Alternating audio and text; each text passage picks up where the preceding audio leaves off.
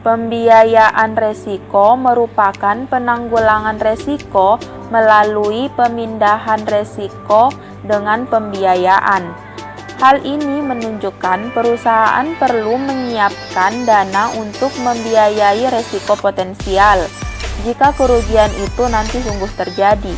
Terdapat 4 metode dalam pembiayaan resiko, yaitu yang pertama, pembiayaan sendiri, yang kedua, asuransi sendiri, yang ketiga, transfer resiko kepada perusahaan non-asuransi, dan yang keempat, transfer resiko kepada perusahaan asuransi.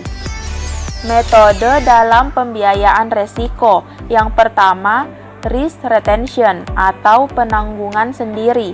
Risk retention adalah metode penanganan resiko yang dilakukan secara mandiri atau pembiayaan sendiri. Jadi, retensi dapat diartikan perusahaan menanggung atau membiayai sendiri resiko keuangan bila terjadi peril. Pembiayaan sendiri ini bisa bersifat pasif atau tidak direncanakan, bisa bersifat aktif atau direncanakan. Selanjutnya, mempertimbangkan metode dan cara-cara lain untuk menangani risiko baru. Kemudian, secara sadar memutuskan melakukan pembiayaan sendiri, yaitu 1. Pertimbangan dasar melakukan pembiayaan sendiri atau disebut dengan retensi. Yang kedua, pertimbangan ekonomis melakukan retensi. Yang ketiga, tujuan melakukan retensi. Dari paparan di atas dapat dilihat bahwa retensi membuat perusahaan dapat meningkatkan kontrol terhadap kegiatan yang dapat menimbulkan risiko dan mengganggu jalannya usaha perusahaan. Retensi juga dapat memacu perusahaan melakukan penyempurnaan tata cara, prosedur, sistem maupun kondisi fisik, sehingga diharapkan dampak keuangan akibat terjadi peril dapat ditekan secara efektif dan efisien. Meskipun demikian, perusahaan harus benar-benar mempertimbangkan secara seksama faktor-faktor yang dapat menyulitkan sebagai berikut. Yang pertama, secara umum perusahaan sulit memenuhi persyaratan untuk perencanaan program retensi. Yang kedua, efisiensi administrasi perusahaan tidak seefisien perusahaan asuransi, sehingga tujuan menekan biaya atau pengeluaran tidak tercapai.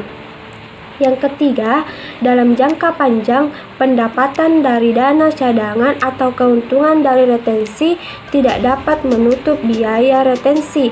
Yang keempat, keuntungan pajak yang diharapkan dari melakukan retensi semakin lama semakin kecil, apalagi jika terdapat perubahan aturan perpajakan yang berada di luar kendali perusahaan. Yang kelima, hilangnya proteksi katastrofik pada tingkat premi yang wajar karena kurangnya pengalaman, pengetahuan, keterampilan, dan keuntungan dari sektor reasuransi.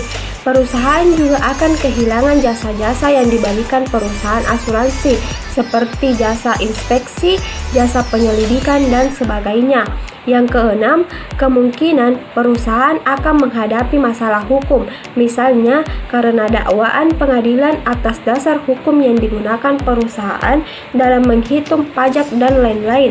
Yang ketujuh, bertambahnya beban kerja administratif untuk program retensi tersebut dan kemungkinan mengganggu administrasi operasional perusahaan. Dalam kondisi seperti ini, sebaiknya perusahaan mendirikan perusahaan asuransi kaptaif. Metode dalam risk financing. 2. Asuransi kaptif atau perusahaan asuransi milik sendiri. Asuransi kaptif adalah perusahaan asuransi yang dimiliki dan dioperasikan oleh perusahaan non-asuransi dan umumnya bertujuan penghematan biaya atau beban perpajakan dan lebih fleksibel dalam underwriting. Adapun manfaat asuransi fiktif bagi perusahaan induk adalah 1.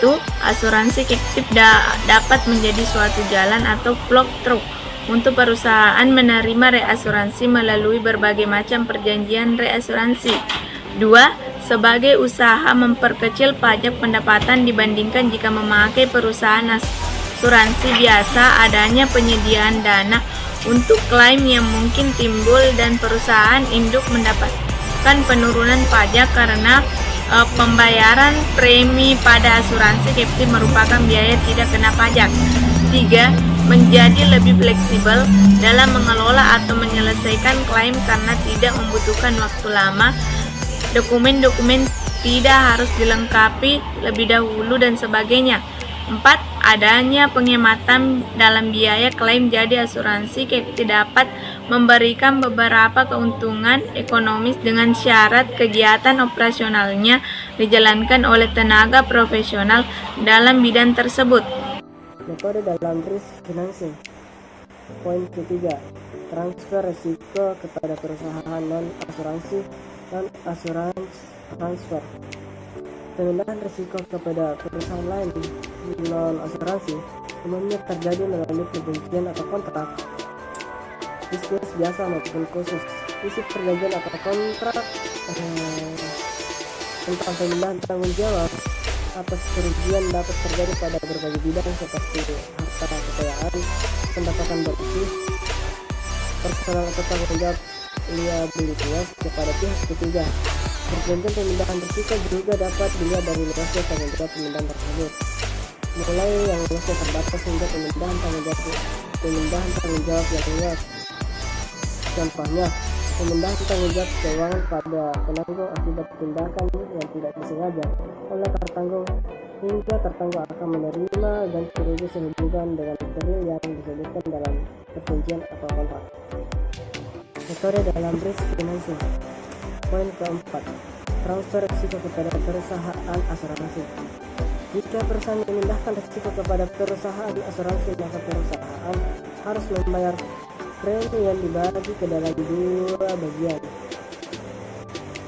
Poin pertama, loss allowance, yaitu perkiraan pihak asuransi tentang kerugian dan harapan dari pihak tertanggung. Nomor 2, loading yang meliputi biaya profit margin dan perkiraan pengeluaran tak terduga yang nilainya mencapai 30% sampai 40% dari premi. Jika perusahaan bermaksud menanggung sendiri resiko, maka harus dipertimbangkan apakah akan lebih mudah karena menghemat pembayaran premi.